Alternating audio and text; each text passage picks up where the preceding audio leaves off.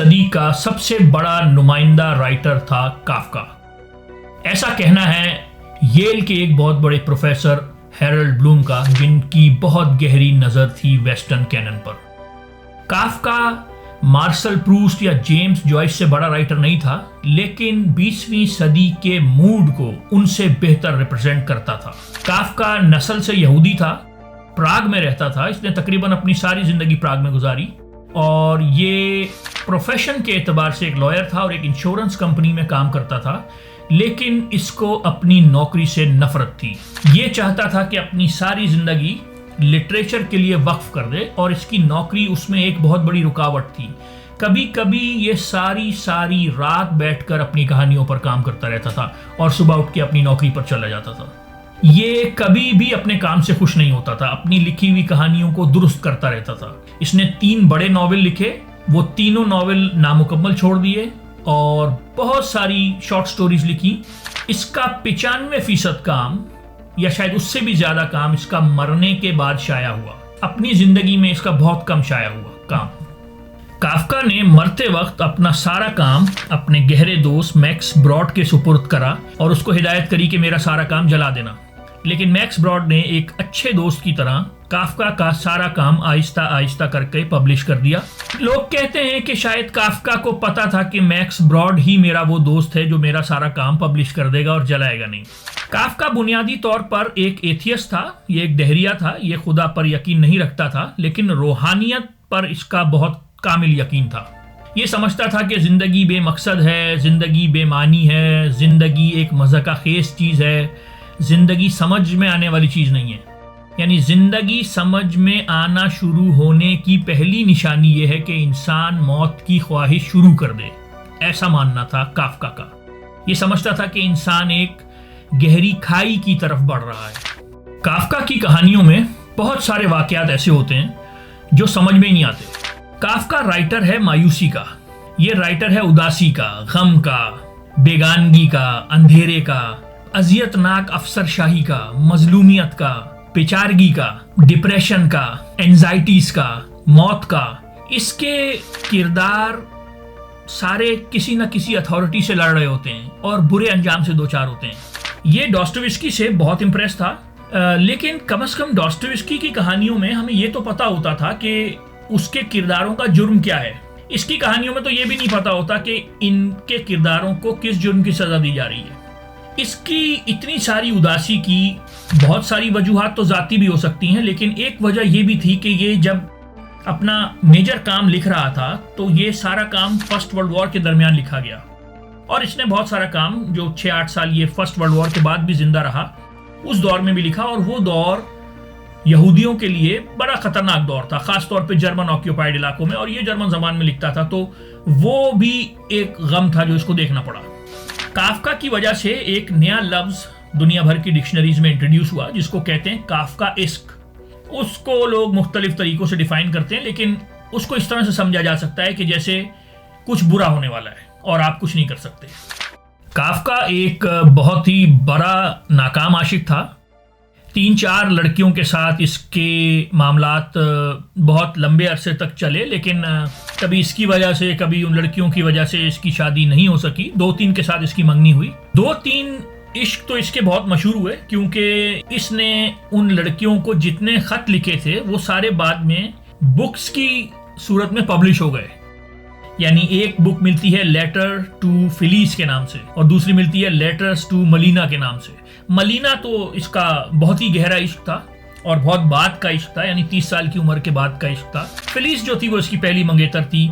तो ये दोनों किताबें ऑनलाइन अवेलेबल हैं, बल्कि फ्री में अवेलेबल हैं। अगर आपको पढ़ना हो तो इसके ये लेटर्स आप देख सकते हैं। मलीना जो थी वो इसका एक लंबा इश्क थी और ये उससे शादी भी करना चाहता था, लेकिन मलीना ने अपने शौहर को छोड़ने से मना कर दिया। मलीना जर्नलिस्ट थी, वो बहुत ही एक्टिव थी पॉलिटिक्स में। वो बाद में हिटलर की गस्टापो के हाथों पकड़ी भी गई और फिर वो एग्जीक्यूट हुई, उसको मार दिया। बल्कि काफका की जो तीनों बड़ी बहनें थीं वो भी हिटलर के हाथों मारी गई थी, यानी गैस चैम्बर में डाल के सेकेंड वर्ल्ड वॉर के बाद उनको मारा गया। ये तो सेकेंड वर्ल्ड वॉर से बहुत पहले मर गया था। ये भी अगर जिंदा होता तो इसको भी शायद गैस चैम्बर में डाल के ही मारा जाता। इसकी जो डायरी थी जिसमें ये अपनी सोचें लिखता था, हर बड़ा राइटर यही करता है कि अपने पास एक डायरी रखता है और उसमें अपनी सोचें लिखता रहता है। तो वो डायरी भी बाद में पब्लिश हो गई।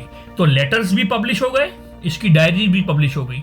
बल्कि उस डायरी में एक बड़ी जबरदस्त एंट्री है। जिस दिन फर्स्ट वर्ल्ड वॉर शुरू हुई थी 2 अगस्त 1914 को, तो उसमें उसने पहला जुमला लिखा, जर्मनी ने रशिया के खिलाफ जंग का ऐलान कर दिया, शाम को स्विमिंग करने जाऊंगा। वो एंट्री बड़ी मशहूर है। ये इसकी जिंदगी के आखिरी 7 साल ये बेचारा टीबी से लड़ता रहा और खून थूकता रहा। इंतहाई गुर्बत के आलम में आखिरी 2 साल गुजरे, क्योंकि नौकरी भी छूट गई थी। इतना बीमार रहता था कि कंपनी वालों ने निकाल दिया इसको। तो 2 साल आखिरी के बहुत ही गुर्बत में गुजरे और फिर ये 40 साल की उम्र में 1925 में इसका इंतकाल हुआ। अब हम इसका मशहूर तरीन नॉवेल द ट्रायल डिस्कस करते हैं। हम आपको उसकी एक समरी भी बताते हैं और फिर उसको एनालाइज भी करेंगे। ये नॉवेल द ट्रायल काफका ने 1914 में लिखा था और ये उसके मरने के बाद पब्लिश हुआ। इस नॉवेल में जो कहानी है वो अगर आपको पाकिस्तान के मौजूदा सियासी सूरत हाल से मिलती जुलती नज़र आए तो ये मुमासलत सिर्फ इत्तेफाक की है, क्योंकि ये नॉवेल तो पाकिस्तान के बनने से बहुत पहले लिखा गया था। नॉवेल इस तरह से शुरू होता है कि जोसेफ के, जो कि एक कामयाब बैंकर है जो 30 साल का है, उसको उसकी सालगिरह वाले दिन अरेस्ट कर लिया जाता है। वो सुबह अपने कमरे में नाश्ते का इंतजार कर रहा होता है कि 2 लोग बगैर वर्दी के उसके कमरे में दाखिल होते हैं और उसको बताते हैं कि आज से तुम अरेस्टेड हो, तुम एक आज़ाद आदमी नहीं हो। उसको ये भी नहीं बताते कि कौन से जुर्म में गिरफ्तार कर रहे हैं, कौन से कानून के तहत गिरफ्तार कर रहे हैं, किसके हुक्म पर गिरफ्तार कर रहे हैं, किस वजह से गिरफ्तार कर रहे हैं। बस उसको ये उसकी गिरफ्तारी का बता दिया जाता है और उसको ये कह दिया जाता है कि तुम अपनी रोज़मर्रा की ज़िंदगी गुजार सकते हो, जो तुम बैंक में जाते हो, अपना काम करते हो, वो सब कर सकते हो। और ये जो लोग जो उसको उसकी गिरफ्तारी का बताने आए होते हैं, ये बताते हैं कि हम बहुत ही जूनियर लेवल के ऑफिसर्स हैं, हमारे पास और कोई इन्फॉर्मेशन नहीं है, हम तुम्हारी किसी सवाल का जवाब नहीं दे सकते। और ये जोसेफ के से रिश्वत लेने की भी कोशिश करते हैं, उसका नाश्ता भी खा जाते हैं। कुछ दिनों बाद क्या होता है कि जोसेफ के अपने बैंक में बैठा हुआ होता है और उसको एक फ़ोन आता है। उस फ़ोन पर इसको बताया जाता है कि अब से हर इतवार को उसकी पेशी होगी और उसको बिल्डिंग का नंबर बता दिया जाता है। ये संडे वाले दिन चला जाता है, लेकिन फिर इसको याद आता है कि उन्होंने टाइम तो बताया ही नहीं था और सिर्फ बिल्डिंग का एड्रेस दे दिया, ये भी नहीं बताया कि कौन से कमरे में है। खैर ये जाके देखता है तो वो बहुत ही गरीबों वाला इलाका होता है। ये एक सूटेड बूटेड बैंकर होता है, वो रेजिडेंशियल बिल्डिंग होती है। अब ये कहता है कि मैं कैसे इन लोगों से पूछूं कि इंक्वायरी कमीशन कहाँ है इस बिल्डिंग में। तो बड़ा अजीब सा लगेगा, ये लोग हंसेंगे। इस बिल्डिंग में फ्लैटों में सारे लोग रह रहे हैं, हर फ्लैट का दरवाज़ा खुला है, बच्चे खेल रहे हैं, औरतें खाना बना रही हैं, कोई लेटा हुआ है। खैर ये एक झूठ बोलता है, ये बोलता है कि फलाना कारपेंटर का कमरा कौन सा है, फ्लैट कौन सा है, और लोग उसको बोलते हैं ऊपर चले जाओ। ये ऊपर आ जाता है तो 5वें फ्लोर पे, 5वां फ्लोर आखिरी होता है, तो वहाँ पर एक फ्लैट का दरवाज़ा बंद होता है। तो ये उस दरवाजे के अंदर चला जाता है। तो अंदर जाके क्या देखता है कि जैसे पहला कमरा होता है फ्लैट का, उसमें एक औरत कपड़े धो रही है।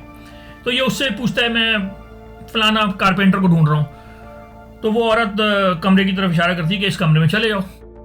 अब ये उस दरवाजे के अंदर घुसता है तो वहाँ बड़ा सा हॉल होता है, पूरी अदालत लगी हुई होती है, इधर भी लोग बैठे हैं, इधर भी लोग बैठे हैं, मैजिस्ट्रेट साहब सामने बैठे हैं। कि जैसे एंटर होता है इसको एक आदमी डांटता है कि यार तुम 1 घंटे 5 मिनट लेट हो, जाओ मैजिस्ट्रेट के पास। ये मैजिस्ट्रेट के पास जाता है, मैजिस्ट्रेट भी बोलता है कि यार मैं आइंदा नहीं सुनूंगा अगर तुम लेट आए। फिर उसको बोलता है कि तुम फलाना पेंटर हो ना। तो ये गुस्से में आ जाता है, ये कहता है कि यार कौन सा पेंटर, तभी तो मैं कह रहा हूँ तुम लोगों को गलत फहमी हुई है, तुम लोग मुझे कुछ और समझ रहे हो, कौन सा पेंटर।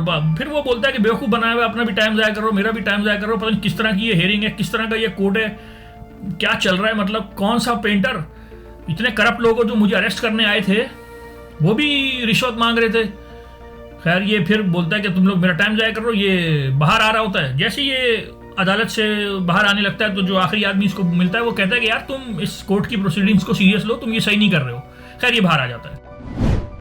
अगले संडे को क्या होता है कि जोसेफ के फिर से उसी बिल्डिंग में पहुंच जाता है। अब चलते चलता ऊपर 5वें फ्लोर पर जाता है, उसी तरह अपार्टमेंट के अंदर घुसता है, उसी तरह वही औरत कपड़े धो रही होती है। लेकिन वो इसको बोलती है कि आज क्यों आ गए, आज तो सब बंद है, आज तो कोई हेयरिंग नहीं होगी, कोई सेशन नहीं है आज तो ये बड़ा हैरान होता है कि इसको तो संडे को आने का कहा होता है। खैर वो औरत इसको बताती है कि जिस मैजिस्ट्रेट के सामने तुम्हारा केस लगा हुआ है, मेरे उसके साथ ताल्लुकात हैं, बहुत गहरे ताल्लुकात हैं, नाजायज़ ताल्लुकात हैं। और अगर तुम मुझे रिश्वत वगैरह दो तो मैं तुम्हारे लिए कुछ कर सकती हूँ, मैजिस्ट्रेट से बात कर सकती हूँ।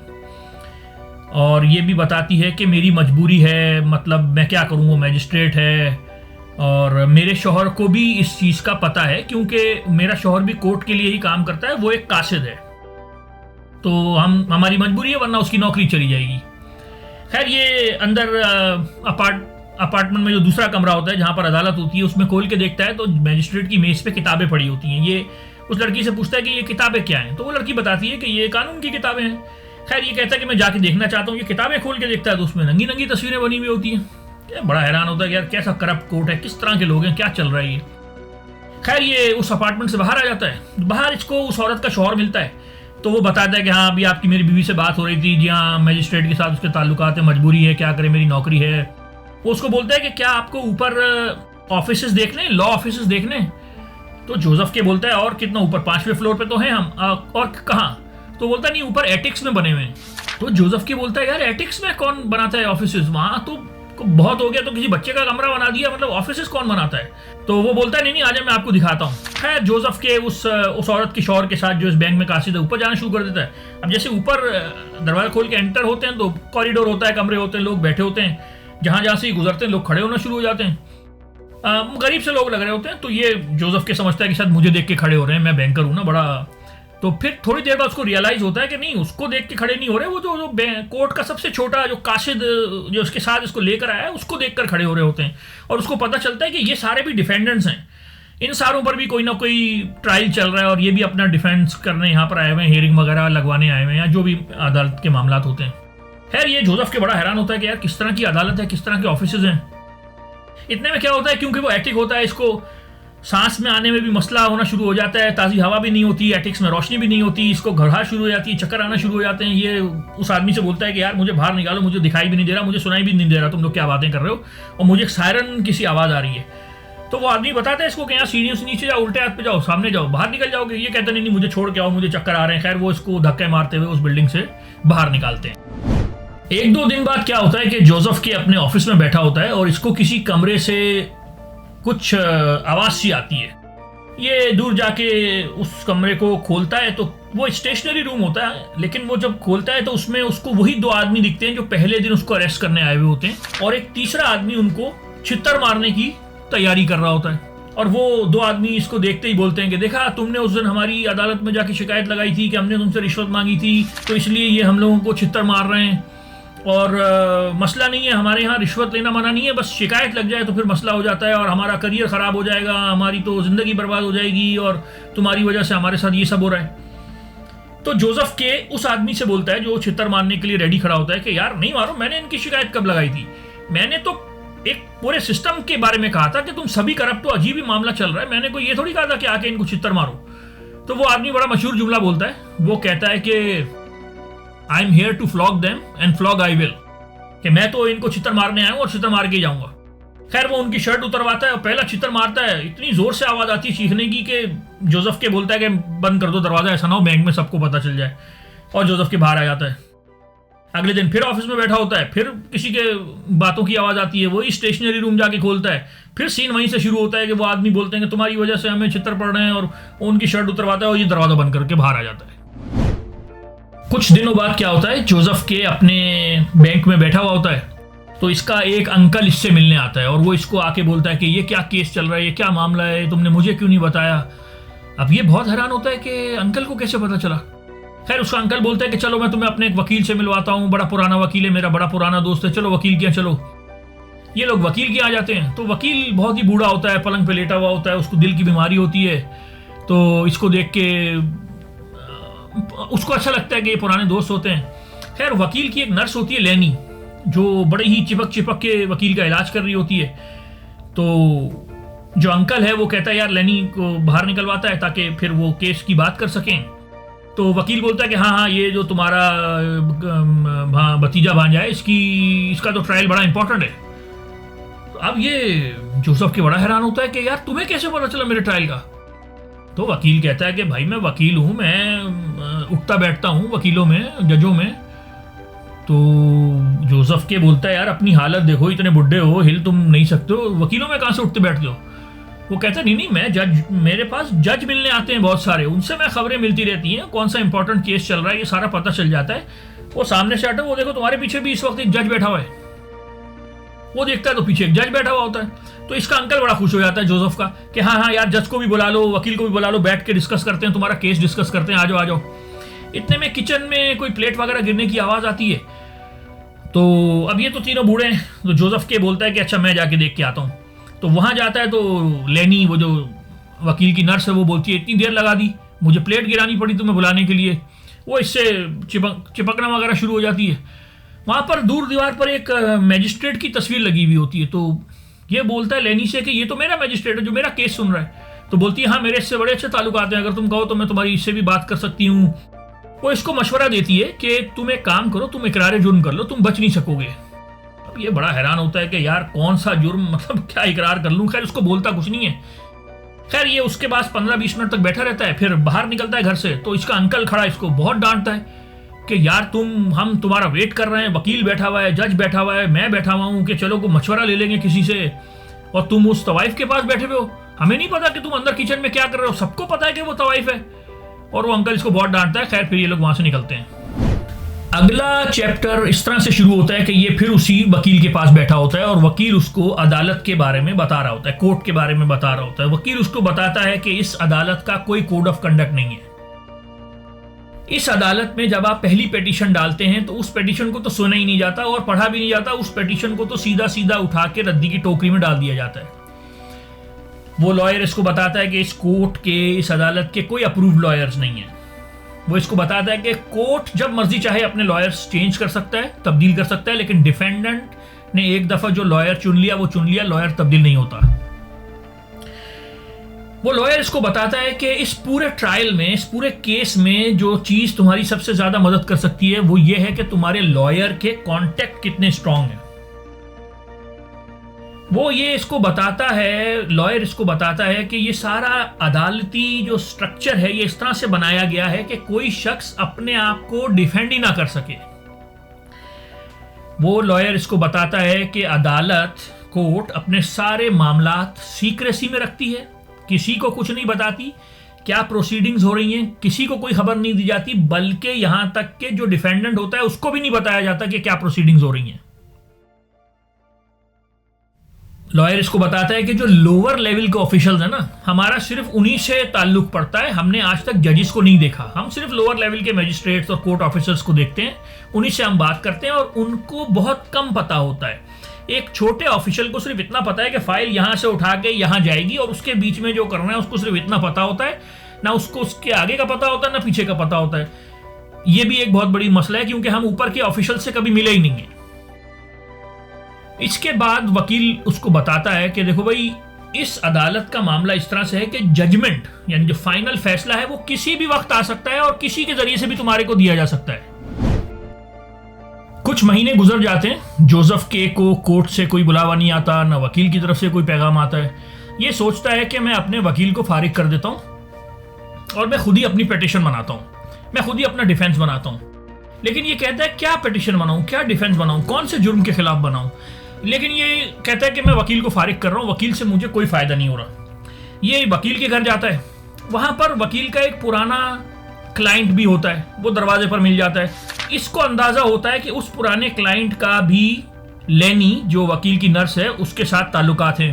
ये पुराना क्लाइंट बड़े फटे पुराने हुलिये में होता है। ये इसको बताता है कि मैं बड़ा अमीर हुआ करता था, मेरा अपना बिजनेस हुआ करता था, लेकिन जब से मेरा ट्रायल चल रहा है मेरे हालात बुरे हो गए हैं। मैं तो यहीं पे वकील के घर में ही रहता हूँ।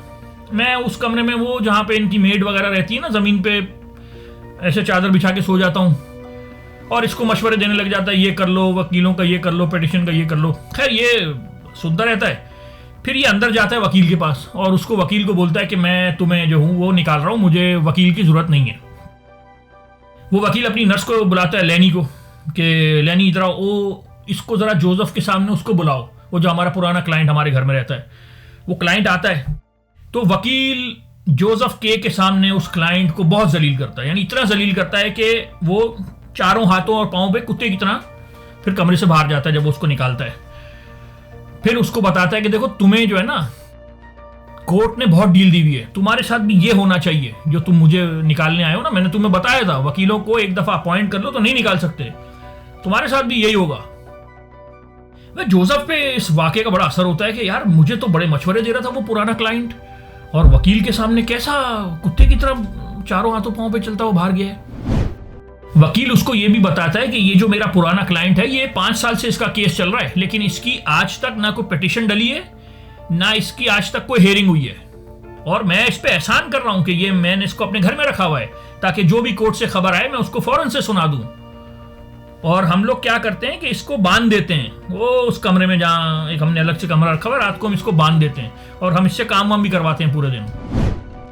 खैर फिर क्या होता है कि एक दिन जोसेफ के अपने बैंक में अपने ऑफिस में बैठा होता है, इसका एक सीनियर ऑफिसर आता है, वो इसको बोलता है कि हमारा एक बहुत बड़ा क्लाइंट है बैंक का, वो गैर मुल्की है, वो आया हुआ है, वो कुछ शहर घूमना चाह रहा है, तो तुम उन लोगों की जबान जानते हो, क्या तुम उनको शहर घुमा दोगे?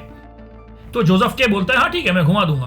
खैर फिर उस क्लाइंट से बात होती है, तो क्लाइंट उसको बोलता है कि यार पहले तो मेरा लंबा प्लान था, मेरे पास ज़्यादा टाइम नहीं है, अब मैं क्या करूँगा कि वो जो कैथीड्रल है ना, कैथीड्रल जाके सिर्फ कैथीड्रल देखूंगा, और कैथीड्रल्स आमतौर पे इनकी जामा मस्जिद को बोलते हैं, जो पुरानी इनकी कैथीड्रल्स है ना, उसमें बड़ा पुराना पुराना आर्ट लगा हुआ होता है, तो बोलता है वहां जाके उसके आर्ट वगैरह को देखूंगा और फिर मैं अपने शहर चला जाऊंगा। वो जोसेफ को बोलता है कि इतने बजे कैथीड्रल में मिलते हैं, तो जोसेफ कहता है ठीक है मिलते हैं। अब जोसेफ के टाइम पर कैथीड्रल पहुंच जाता है और वो इंतजार करता रहता है, तो वो बैंक का कस्टमर आता ही नहीं है। खैर ये कैथीड्रल के अंदर चला जाता है। अब क्या देखता है कि कैथीड्रल तो पूरा खाली है और काफी अंधेरा भी है, और वो जैसे उनके कैथीड्रल में चर्च में सीटें लगी होती हैं, सीटें लगी हुई होती हैं, ये एक सीट पे बैठकर इंतजार करने लग जाता है। इतने में एक पादरी चलता हुआ आता है और पल्पिट की तरफ जाने लगता है। अब ये कहता है कि ये पादरी मिंबर की तरफ क्यों जा रहा है, मतलब ये कोई खुतबा उतबा ना शुरू कर दे, किससे खुतबा करेगा, कोई भी नहीं है यहाँ पे। तो खैर ये कहता है कि चल भाई यहाँ से निकल, तो ये पलटता है और कैथीड्रल के कमरे से बाहर निकलने ही वाला होता है कि वो पादरी इतनी देर में पल्पिट पे चढ़ जाता है और वो वहां से बैठ के इसको आवाज देता है जोसेफ के। अब ये पलटता है। खैर जोसेफ के को फिर वो अपने बताता है पादरी के, मुझे भी तुम्हारे केस का पता है, और वो बोलता है कि मैं जो हूं वो जेलों का पादरी हूं। खैर वो इससे और भी बातें बताता है। वो पादरी इसको बोलता है कि तुम जो हो ना, अपने आप को धोखा नहीं दो इस ट्रायल के मुतालिक। फिर वो पादरी जोसेफ के को एक पैराबल सुनाता है। उस पैराबल का नाम है बिफोर द लॉ, मिसाल का नाम है बिफोर द लॉ। वो कहता है कि कानून के दरवाजे के आगे, कानून का दरवाजा हमेशा खुला होता है, और यानी कानून को अगर आप, लॉ को अगर आप एक फिजिकल बिल्डिंग तस्वुर कर लें तो वो हमेशा खुला हुआ होता है, उसके दरवाजे पर एक चौकीदार बैठा हुआ होता है। एक आदमी आता है, उस चौकीदार से बोलता है कि क्या मैं कानून तक जा सकता हूं? तो चौकीदार बोलता है नहीं अभी नहीं। तो वो आदमी कहता है कि मैं बाद में आऊं? वो कहता है हाँ बाद में आऊं। फिर वो आदमी एक स्टूल लेता है और वहां बैठ जाता है। कुछ अरसे बाद फिर आता है, चौकीदार से बोलता है क्या मैं कानून तक जा सकता हूं? तो बोलता नहीं अभी नहीं, आप बाद में आओ। तो वो फिर थोड़े अरसे के बाद आता है कि क्या मैं अंदर जा सकता हूं? वो बोलता अभी नहीं। क्या बाद में आओ? बोलता है बाद में आओ। तो इस तरह से सालों गुजर जाते हैं और वो आदमी तकरीबन बूढ़ा हो जाता है और मरने वाला हो जाता है। तो इसके पास ये चौकीदार आता है और उसको बोलता है कि देखो अब तुम तकरीबन मरने वाले हो, बूढ़े हो गए हो, और मैं ये कानून का दरवाज़ा बंद कर रहा हूँ। तो वो आदमी बोलता है कि चलो ठीक है, मैं बूढ़ा हो गया हूँ, छोटे कद का हो गया हूँ, अंधा हो गया हूँ, मैं नहीं जा सकता, लेकिन इतने अरसे में और किसी आदमी ने आके इजाज़त क्यों नहीं मांगी कानून तक जाने की? तो चौकीदार बोलता है कि ये दरवाज़ा सिर्फ तुम्हारे लिए था और तुम्हारे बाद में ये दरवाज़ा बंद कर दूंगा। तो जोसेफ के यहां तक की कहानी सुन के पादरी को बोलता है कि यार इसका मतलब तो ये हुआ कि उस आदमी के साथ गलत हुआ, उसको बताया ही नहीं था कि ये दरवाजा सिर्फ तुम्हारे लिए है। तो पादरी जोसेफ के को बोलता नहीं ऐसा नहीं है, गलत तो उस चौकीदार के साथ हुआ। वो चौकीदार बेचारा अपनी पूरी जिंदगी उस दरवाजे पर खड़ा रहा। असल में जो आदमी अंदर जाना चाह रहा था वो आजाद था, वो तो जब मर्जी चाहता छोड़ के चला जाता। जैसे ही वो छोड़ के जाता चौकीदार दरवाजा बंद करता, चौकीदार भी अपनी जिंदगी गुजार लेता। चौकीदार बुनियादी तौर पे कैद था और वो आदमी आजाद था। उस आजाद आदमी की जिद की वजह से चौकीदार की पूरी जिंदगी बर्बाद हुई, उसको पूरी जिंदगी दरवाजे के आगे खड़ा रहना पड़ा। खैर यहाँ से फिर वो पादरी से इजाज़त लेता है, फिर वो अपने बैंक में वापस चला जाता है। फिर क्या होता है कि एक दिन जोसेफ के अपने होटल में बैठा हुआ होता है, दो लोग आते हैं। उस दिन इसकी 31वीं सालगिरह होती है। इसको पकड़ते हैं, एक इस तरफ से पकड़ता है, एक इस तरफ से पकड़ता है, चलना शुरू करते हैं और चलते चलते चलते चलते शहर से बाहर आ जाते हैं। इसको एक पत्थर पे बिठाते हैं, खंजर निकालते हैं और इसके सीने में घोंप देते हैं। जोसेफ के की जो आखिरी आवाज़ आती है, वो जो आखिरी जुमला वो बोलता है लाइक अ डॉग, यानी वो आसमान की तरफ देख के बोलता है लाइक अ डॉग, यानी कि कुत्ते की मौत मारा मुझे। यहां पर फैज साहब की एक नज़म याद आ गई, बहुत मशहूर नज़म है। फैज साहब फरमाते हैं, कहीं नहीं है, कहीं भी नहीं है लहू का सुराग, ना दस्तो नाखुने कातिल, ना आस्ती पे निशान, ना सुर्खी लबे खंजर, ना रंग नोके निशान, ना खाक पर कोई धब्बा, ना फर्श पर कोई दाग। कहीं नहीं है, कहीं भी नहीं है लहू का सुराग, ना सरफ़े खिदमत शाहा के खूं बहा देते, ना दी की नज़र के बयाना जजा देते, ना रज़म गाह में बरसा के मोतबिर होता, किसी अलम पे रकम हो के मुश्तहिर होता। पुकारता रहा यतीम व बेआसरा लहू, किसी को बहरे समात ना वक्त था ना दिमाग, ना मुद्दई ना शहादत हिसाबे पाक हुआ, वो खूने खाके नशीना था रिस्के खाक हुआ। काफका के इस नॉवेल को लोग बहुत मुख्तलिफ तरीक़ों से इंटरप्रेट करते हैं। मैंने इसकी 15-20 इंटरप्रिटेशन सुनी हुई हैं। कोई कहता है कि ये, कोई इसको ग्रीक माइथोलॉजी से जोड़ता है, कोई इसको ज्यूइश कबाला से जोड़ता है, कोई कहता है कि ये केस उसके अपने दिमाग में चल रहा था, कोई कहता है कि जोसेफ के को इस पूरे मामले को इतना सीरियस ही नहीं लेना चाहिए था। उसको भी तो पड़ा था कि मैं किसी तरह अदालत पहुंच जाऊं, मैं अपना नाम क्लियर करवाऊं, उसको इन चीज़ों को पहले दिन से ही सीरियस नहीं लेना चाहिए था। कोई कहता है कि काफका ने पेशनगोई करी थी, ये जो आने वाली टोटलिटेरियन हिटलर की हुकूमत थी उसकी, कि वो इस तरह से इंसानों के साथ करेंगे और ख़ासतौर पर यहूदियों के साथ करेंगे।